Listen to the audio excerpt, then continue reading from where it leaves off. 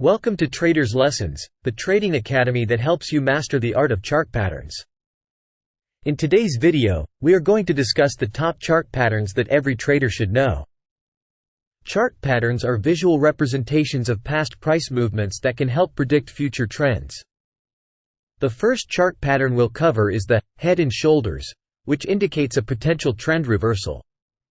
Once the price breaks the support line of the shoulders, it can continue dropping with the value of the head. Next, we have the double top pattern, which suggests a possible resistance level that could lead to a downward move. Once the price breaks the support level below, there can be a downward movement equal to the double top value.